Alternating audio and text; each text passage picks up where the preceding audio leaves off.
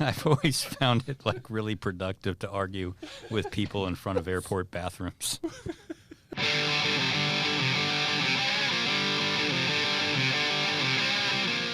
I'm Arizona Family political editor Dennis Welch. Dennis, fake news Welch. Try to tell the truth. And this is the Politics Unplugged podcast. Dennis, if you have a problem with substance abuse, I am more than willing to talk to you anytime you need.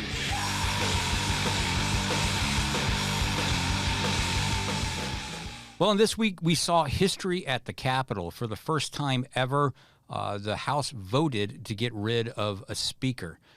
And it took 8 Republicans to join with Democrats to make that happen. And 2 of those Republican votes came from right here in Arizona. So this week we decided to speak with Congressman Juan Ciscomani, who represents the district in southern Arizona, who was one of the Republicans who voted to keep Kevin McCarthy as Speaker. And here is that interview right now.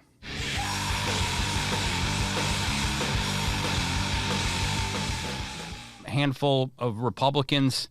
They joined with Democrats and they oust Speaker McCarthy. Just your big picture view on that and your thought about what happened there. Well, first, let me tell you, I've been in Congress for 9 months, and I can't tell you how many times I've heard this was unprecedented. This has never happened before. They have been 9 months of first-time experiences, not for me only because I'm a freshman, but really for everyone there. I've talked to members that have been there for so long, and they say that this has never happened before, from Republicans not being able to pass a rule vote on the defense bill. When did you think that was ever going to happen, right? And then, obviously, what happened yesterday, 2 days ago now, of the motion to vacate and having 8 Republicans partner with every Democrat on the floor to oust the Speaker of the House, that 97% of the Republican conference supported to be Speaker. That's also a first. And I've said this, I've been public on it. I think it was the wrong move. I think it's unproductive. I think it solves nothing. It only stalls things, and it makes the job in Congress even more frustrating, because this is exactly why Congress and why Washington is so broken. But hey, listen, we're here. So now the question is, where do we go from here? And we have to stay focused on the next step. Yeah, and we'll talk about that in a second. I mean, obviously you were a supporter of McCarthy. You voted initially to elect him as Speaker. You voted to keep him. But like I said earlier, it was like 8 Republicans. They're called the rebellious Republicans, joined with Democrats to oust McCarthy. A quarter of those votes came right from here in Arizona. I want to get your thoughts about the role that your Arizona colleagues played in this, in creating this right now. I'm talking about Eli Crane, Andy Biggs, voting to remove the Speaker.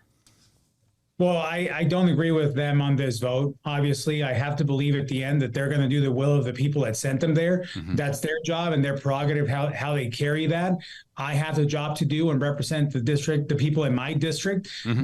My district demands that we have some sort of predictability in the process, and we have stability, and we can move bills and continue to make progress. That's my main goal, and this doesn't help with that, obviously. So that's why I opposed to this move.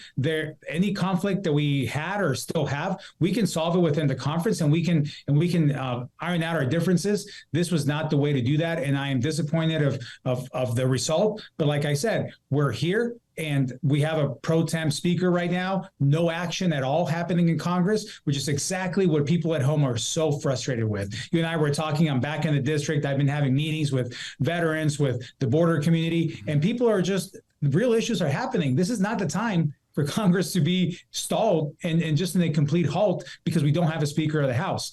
Yeah, I mean, that does bring up that next step. Obviously, the word is now that Jim Jordan, Steve Scalise, they have already put their name in the hat to run for Speaker. Have you picked somebody? Have you picked a side in this? Do you know who you're going to be supporting? I haven't talked to both of them yet. I've missed some calls from them and others that are running as well. Now, this really happened less than 48 hours ago, and the people struck while the iron was hot, and they're trying to make moves on this. because we have to move on quickly. My main priority here is that we go back on Tuesday and we select the speaker immediately. We cannot afford this 15-round process again. Remember, Dennis, the clock is ticking, right? We passed the temporary funding solution of 45 days, and then a few days in, we have to go back home, and we're going to lose, I'm assuming, 7 to 10 days of those 45 days as we deal with this drama. This is this is not what we should be doing right now. I mean, is it plausible at this point? Because everything I'm reading, obviously I'm not in the Capitol, I don't cover that from there, but like from everything I'm reading, it seems like this could be a drawn out process. This could be. There has to be a path for someone to 218. There wasn't there before. And I hope the conference learned from the mistake of saying, listen, not the candidate for a speaker from the Republican side may not get all the votes, but once we hit the floor, we got to be unified around this person and start moving the ball forward. There's a lot at stake here that we can't delay it anymore. And do you have any preferences? I mean, there's two names right now, the main names right now. Is there any preferences that you're leaning to? It's just like you've worked with Scalise or Jordan, so like maybe he's the kind of person we need to be the speaker. I've worked with both of them closely. Obviously, Scalise is speaker. He has been a driving force in a lot of issues. Jim Jordan has a long trajectory of fighting for conservative values as well. So they both bring different things to the table. I have personally several questions for all the candidates for speaker, but also for leader. That's an important position that sometimes doesn't get all the attention, but they control the calendar on the floor and when we're in session and what we bring up. And of course, the whip that also is responsible for making sure and bringing unity to the team. These are all important key positions that if Scalise is to advance a speaker, then the other ones open up, and now we're going to have multiple elections. Yeah, and what is the main question you have for them? Well, I want to know what we're going to do about the motion to vacate. We cannot continue this same process. And for the people at home, this is what got us here. The ability of one person to raise a question for the motion to vacate and vacate the chair based on that. And basically, put the vote on the floor to get rid of the speaker. And at this time, 8 Republicans banded with every Democrat and ousted the Republican elected speaker. That is something that hadn't happened before. It shouldn't have happened, but we're here. So I think that every speaker would want to have a little more protection and leadway to make tough decisions. As speaker, you have to make those, and they're not always going to be popular. And when you have to watch, your back over your shoulder in every step because one person can just get upset and do this like it was done, that's not productive for anyone. Yeah, it was Matt Gaetz, I believe, that brought up that motion to vacate under that rule that McCarthy agreed to get the speakership role. I've seen some discussion about potentially some people calling for Gaetz to be expelled from Congress. What are your thoughts on that? That's a serious thing to do. I mean, a lot more needs to happen, and it can be based on this. Not agreeing with someone, I don't sign up for this cancel culture on canceling people and getting them out of this or that. I mean, we have to work through all these differences. Doesn't mean that he does that. I'll say that. It doesn't mean that he may sign up to that, but I'm telling you where my philosophy is, and there are other issues that may lead to that, but this alone is not one to kick anyone out of Congress. And finally, just get your thoughts. Once again, it's popped up that maybe Congress should hand the gavel to Donald Trump, because there's nothing in the constitutional law that that says that a member of Congress has to be the speaker. You can pick somebody outside of it. So obviously it would be within bounds. But is that something? I mean, what do you think when you hear that idea pop up? Well, that's not a new idea. I think people are saying it out there. They've been saying it actually for years. This isn't anything new. And here's a window. Here's an opportunity. So, the rumor mill is going full speed again on this. I don't think that's the only name you're going to hear from the outside as a potential possibility. But as far as I know, the only 2 people officially running are Jim Jordan and Steve Scalise. So we're keeping the focus on both of them. Yeah, but I mean, is that just an idea that you dismiss, or is that something you'd be willing to entertain? That's an idea that we'll deal with it if it becomes real. All right. Now, let's move a little bit, shift gears a little bit. I want to talk about some of the votes you've recently made here. Some of this drama started with the passage of that stopgap measure. You were the only Arizona Republican to vote for this stopgap measure that did again, avoid a government shutdown at least for the next 45 days or the 45 days after that passed. What was your decision making? Why did you break from the other Republicans here in Arizona and decide to support this measure? Well, I don't think it was a surprise to anyone in terms of what I wanted as the end goal to be. I was very clear from the beginning, Dennis, that a shutdown on the government doesn't benefit anyone. Doesn't benefit our veterans, doesn't benefit our seniors, doesn't benefit our Border Patrol agents that are fighting on the front lines right now, this border crisis, and all of a sudden to go home and tell their spouses they're not getting a paycheck. I mean, we can go through the entire list of disadvantages and hardships that would cause to my constituents. So my main goal was to not go into a shutdown, and we did all that we could to be able to avoid that. Anywhere from passing these bills and all these spending bills to the normal process one by one, the time was running out, and we got to this point where we had the opportunity of passing other temporary funding packages that included border security. It included a reduced spending. They looked a lot better, and they were for 30 days only to cut the time down how quickly we needed to act. Those measures, 3 times, different versions of them, were shut down by the same group of people that, or a similar group of people that ended up ousting the Speaker of the House as well, partnering with the Democrats on this.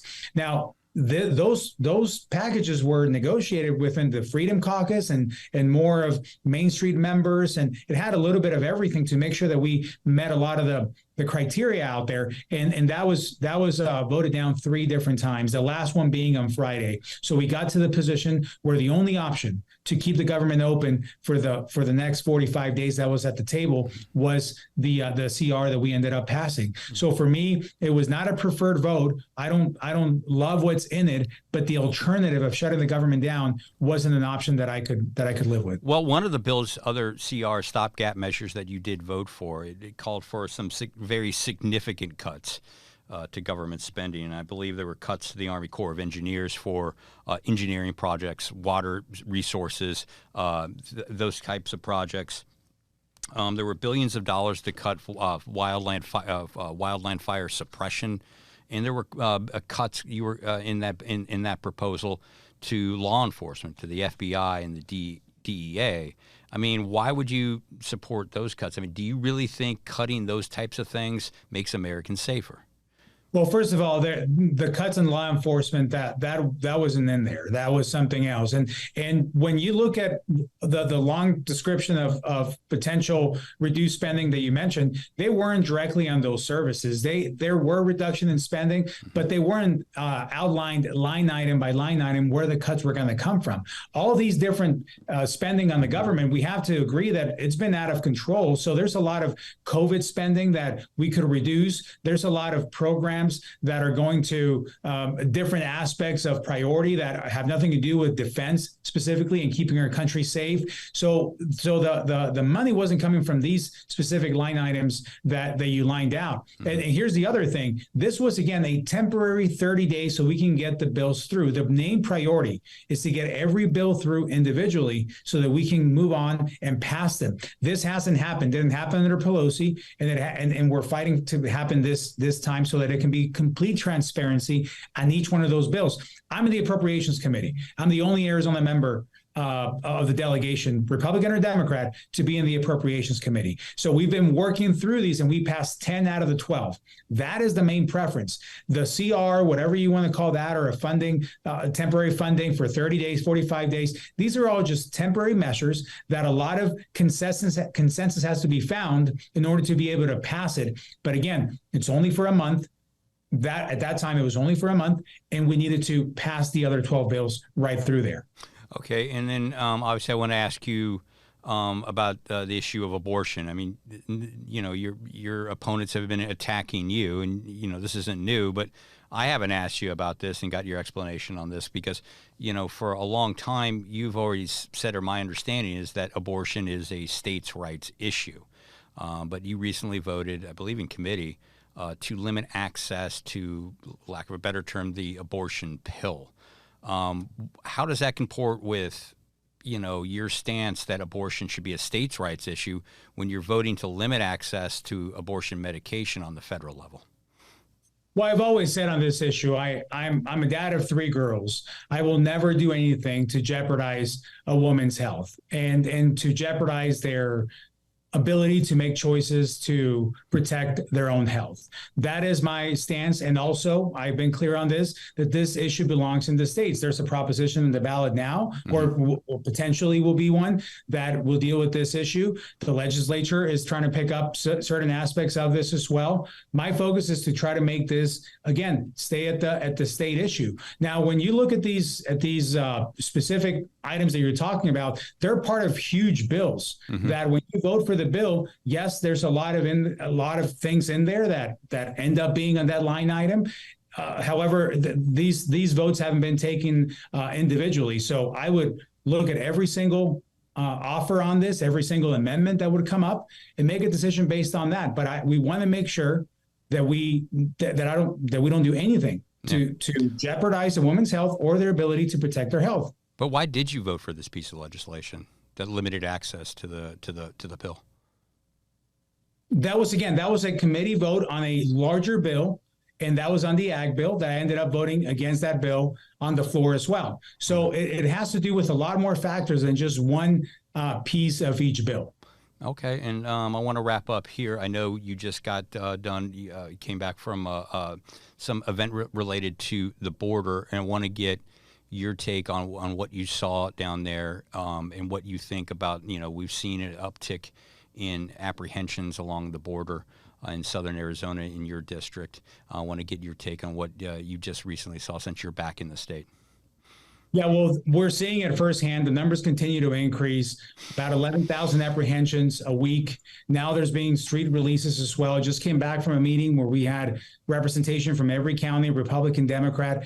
People are concerned about this. The burden of the cost of this is falling in the local communities, and we absolutely need to step up and deal with this. This is a federal issue. I said that when I was with the state with Governor Ducey. This has always been a federal issue, and now that I'm in Congress, I've been there for 9 months, we're trying to bring this up and pass the legislation that would actually help with this. But it's not just a funding problem, though. This is a policy implementation issue that the White House has refused to protect the border. And now you have President Biden actually opening up to the possibility of finishing the gaps in the wall because he sees what's happening. That's a very 180 from where he was before, which I'm not upset about him changing his mind on that. The need is clear. And it doesn't matter if you're talking to Republicans or Democrats, they're feeling the pinch at the local level. And that's what I come back home to see every single time that I'm back.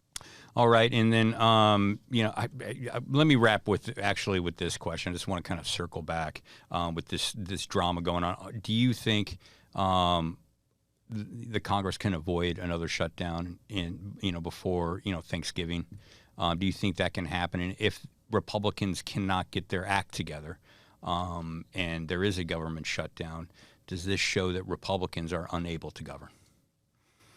We cannot have a government shutdown. And my commitment remains the same that it was when the September 30th deadline was approaching. We have a now mid-September deadline approaching. That's my hurry to select the right speaker so that we can move on with that process. We ended up passing 3 appropriation bills in just 1 week at the end of September. We've shown that we can move this quickly once we agree and we can work together. So the possibility is definitely there. That's the goal, to pass all these bills through the regular order, one by one, before the deadline in mid-November. And then we'll make a decision then. But I'll tell you this, my commitment remains the same, to not have a government shutdown. All right. Thank you very much, Congressman Juan Ciscomani. Thank you very much for joining us on the show. I know you've been very busy and you're a guy in high demand these days. So thank you very much. Have a great day. Hi, Dennis. Thanks a lot. See you soon.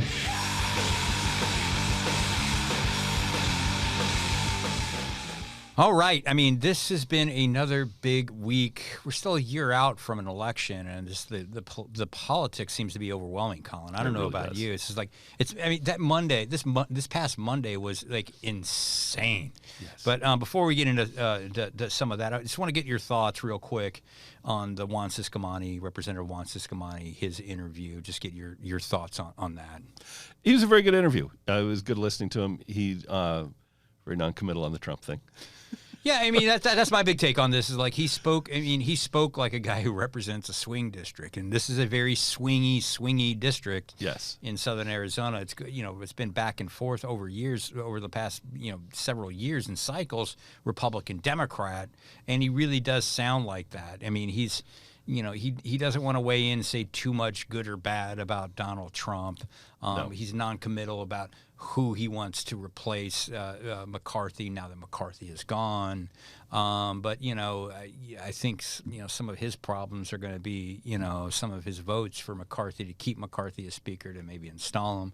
And he's got a voting record, so he does. He's in that tricky spot where he may not be part of the fringe, but he doesn't want the fringe angry at him. Yeah, He doesn't want to alienate people who he needs to win a race as a Republican. Yeah, because I believe the far right is gearing up to challenge him in a primary. So he's got to keep, looking over his shoulder for that, and he can't just be focusing on the general election. And that general election is going to be different this time because last year, former state lawmaker Kirsten Engel, she lost that race by, I believe, about 5,200 votes. And the DCCC, I think, spent almost no money in that race. I believe that's going to change this time around. Yeah. So 5,200 votes isn't a lot if you can make a push to turn that around. And if she can get some more help from the National Democrat Party in there, that could really change the race. And plus, again, Juan is running with a voting record this time, and they can really beat him over the head with that. Yeah. And abortion is going to be a very big issue. That's why I asked him about that in that interview, about why he took that vote to that would have restricted access on a federal level to what's colloquially known as the abortion pill. Yeah. Even though he says that it's a states' rights issue, here he is on the federal level voting for this kind of legislation. It's going to be in that issue, that abortion issue is such a hot button personal political issue. We'll see how the voters in his districts react to those kinds of votes. Yeah, it's always been a big driver for votes on the right, and now that Roe v. Wade was overturned, now it's going to be a huge driver of votes on the left. Is it fair to characterize it? I was kind of joking, I think, with you afterwards. He said he voted for on that bill that would have limited access to abortion medication, and then he voted against it. Is it unfair to compare it to the John Kerry? I voted for it before I voted against it. Is that suspect fair he would or find unfair? that unfair. Yeah. Probably would. Valid point. I don't know that he would agree with the characterization. All right, let's talk a little another big headline this past week. Finally, Carri Lake actually filed some documents, filed paperwork to actually run. So you have some actual fact there that she is going to be running, or intends to run. Yes, not she just has a mere big speculation. announcement. Big announcement coming. Big announcement on the 10th coming. She's really playing this up. But we have the paperwork that she's filed. Yes. To officially start her campaign at this point. I've been asking everybody, it's her brand of Republican politics. Is it plausible in a statewide election? Track record certainly says no. Yeah. You look at the last election, and if you were that type of Republican, you lost. And if you were a more moderate Republican, you did pretty well. Yeah. Or if they didn't know you and you're just an R by your name, I'm sorry, Kim Yee, but I'm pretty sure your name ID as treasurer isn't that high. But isn't that high, and she won more votes statewide than any other Republican. Yes. Won by a huge margin against a perfpectly reasonable opponent. Yeah. And it was a blowout. Yeah, and it shows, to my aggravation, like the national media always wants to paint Arizona as this real purple state. It's like, no, Republicans still have a registration advantage. Yes. And if you take the last year's treasurer race, as they would call it, the baseline in any kind of scientific testing, just DNR, that's where you're at. Yeah. And I believe the Democrat Martin Cazada only got 40% of the vote. Yeah. And it shows you... It was, a 200,000 vote margin? Yeah, it was a big margin. Yeah. And so I think if you start there and you look at this and, like, is she going to do it this... it doesn't seem like she's going to be changing her platform or her tune much at all. Right.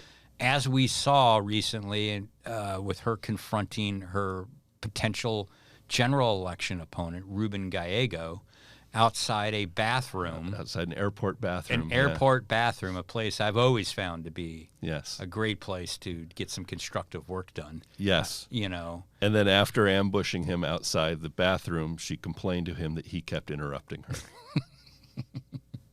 It's going to be a fun race. I just love that.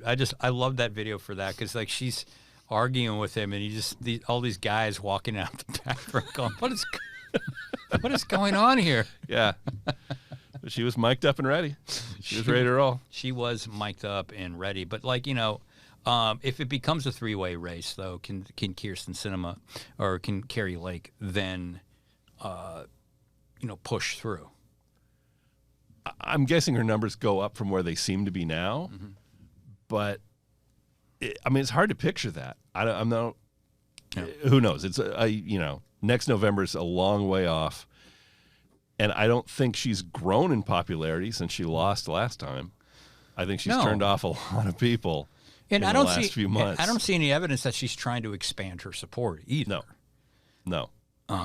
So, you know, there you go with that. And I also want to mention the other big headline this past week was, you know, Sheriff Paul Penzone. I just want to comment really quick on that. It's like it was kind of out of nowhere. We didn't hear any rumblings about this. Nothing. This is an extremely popular Democratic candidate.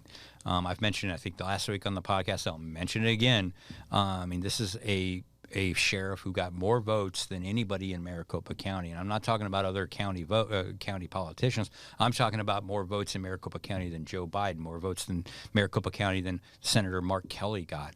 And he made it very clear that he was fed up with this federal monitor thing. Yeah. And, you know, we're here.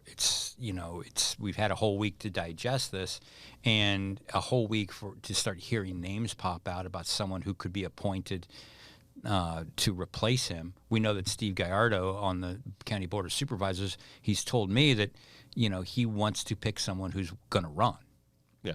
But here we are, and nothing's really popping out, and it just kind of tells me, I don't know what your thoughts are, but, like, you know, this caught a lot of people by surprise, and, you know, Democrats, I mean, they're just not known for, like, that office, like running that kind of an office here in Maricopa County, and they may have a little bit of a hard time finding a good candidate to serve out the last year of Penzone and then can win an election the following year. Yeah, I mean, the law and order vote tends to skew Republican, and so it'll be an uphill challenge. And I think the Penzone thing shows that right now it's a fairly miserable job. That's a difficult job to do under the best of circumstances, and when you have to spend as much time as they are just cleaning up the mess left behind by the previous sheriff, that's a problem. You know, the monitoring, I'm sure he's miserable dealing with that. Yeah. And that's the Arpaio legacy he was handed. Yeah, and I've been saying too, like, part of Penzone's legacy is that he took down Arpaio. Yeah. But part of doing that is he also inherited Arpaio's legacy, which was that federal monitor because of the racial discrimination cases and all that other kinds of stuff. So there you go. There you have it. Just another average week in Arizona politics. All right, do we move on to something else now? Yeah, you know, like, look, I just want to bring this up. I mean, weather's starting to change. Last week was awesome. Yeah. Last weekend was amazing. There was like the cool temperatures, incredible. You know. So I officially did my official kickoff the fall, you know, a ritual. You know, I went to the local watering hole, had myself a nice pumpkin porter with nachos. I mean, come on. I mean, that is so, to me, so Arizona to kick off the fall.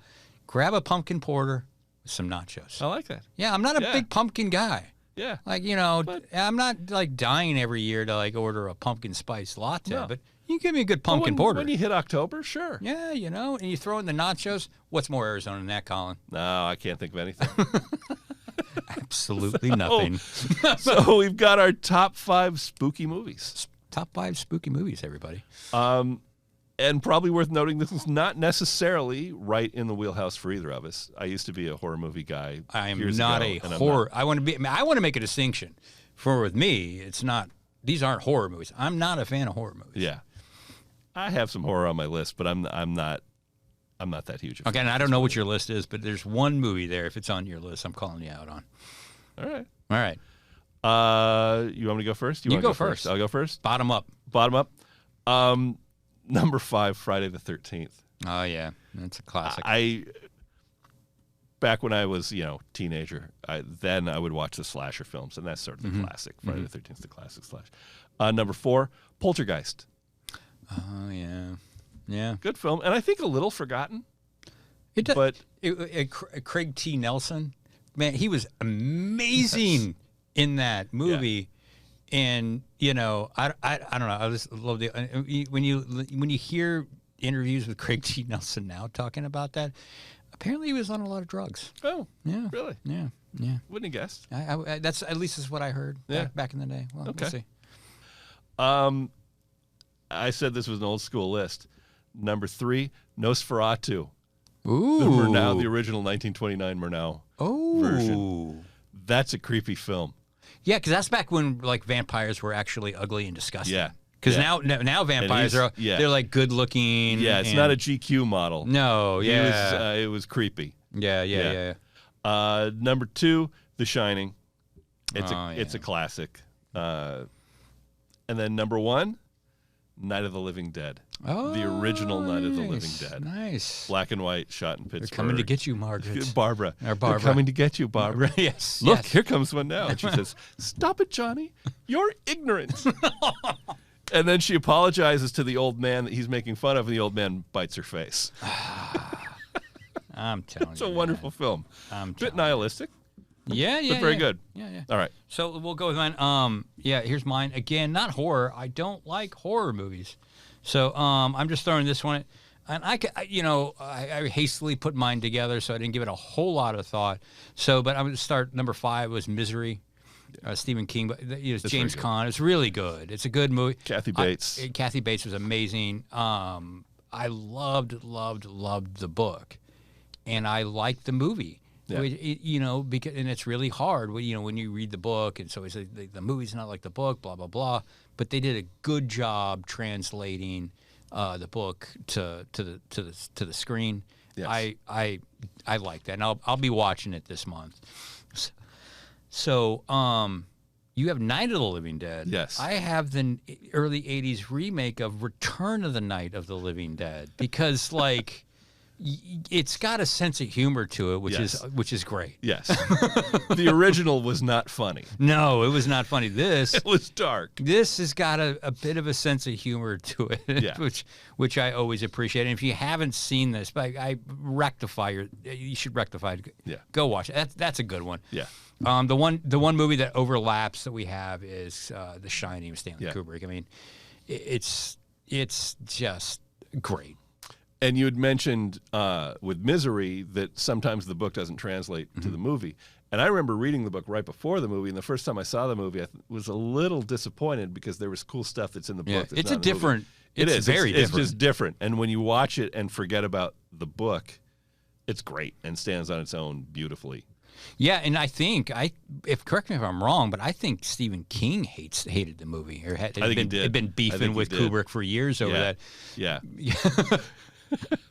Kubrick, King beef. A tough position to tell Kubrick he doesn't know what he's doing. Yeah. And then maybe recency bias. I just watched John Carpenter's The Thing. I watch it every fall. That when you get to this time of year, that's just a really amazing movie about paranoia and fear, and it's so tense. I love the movie. Wilford Brimley. The end is as the thing. I mean, come on, man. Wilford Brimley. Come on, man. Wilford Brimley typecast as the horror bad guy. Wonder how he survived after that. He goes from The Thing to making Cocoon. Yeah. And The Thing pitching diabetes medication. Stop. And Fiber. Yeah. By the way, Wilford Brimley far younger when he did Cocoon than people realize. Oh yeah. He was, I think, late 40s when they did Cocoon, and he looked 75. Oh God. Anyway, diabetes. So that was your number 2. Number 2. Number 1. It's my favorite creepy movie, and it's so creepy. It's old. It's older. It's Night of the Hunter. Yeah. If you haven't watched this movie, like Robert Mitchum is brilliant in this movie. The whole premise of the thing is just creepy. Like most of the movie is about a man pretending to be a priest or man of the cloth, hunting down 2 children like 9 and 10 years old. You know, and the whole phrase, he's chasing after him, he's searching for him, and he's got that phrase throughout the movie. He says, "Children, I can hear you, children." It's just like so creepy and so awful, and it was I believe made in the late 50s, early 60s. Robert Mitchum's like with the knuck tattoos, long before they were cool. And on one hand he's got tattooed on the knucks love, and the other one is hate. Yeah. And he's got this speech that coincides with it. Oh, it's so good. It's so creepy. And obviously zero special effects. It's just a really tense, really creepy. And when you just think about what's going on, it's a scary as hell. Yeah. Nice. So plan your holiday viewing accordingly. Yeah. So I'll definitely be watching all these movies over the next month. When I get a chance, when I'm not watching, the Arizona Cardinals make an unexpected playoff run. No. I don't think so. Maybe a little too optimistic. All right, we'll have to end it right there. Thanks a lot. Thank you.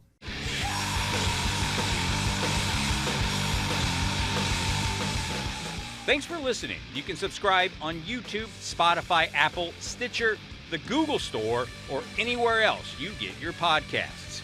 See you next time.